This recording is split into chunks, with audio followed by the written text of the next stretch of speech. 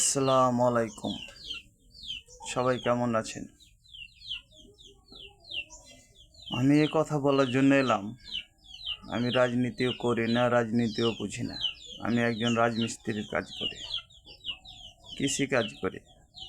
কিন্তু ইদানিং দেখতে পাওয়া যাচ্ছে বিএনপির সব নেতাকর্মী ভাইয়েরা জামাতকে বলছে রাজাকার। রাজাকারকে তো, যারা রাজাকার ছিল তারাকে তো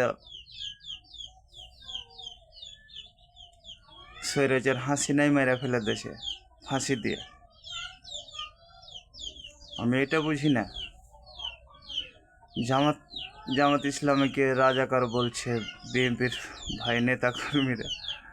তো ওই রাজাকারকে নিয়ে তো দুবার ক্ষমতাতে গেছে, নাহলে জীবনে যেতে পারতো না। ভালো থাকবেন, সুস্থ থাকবেন।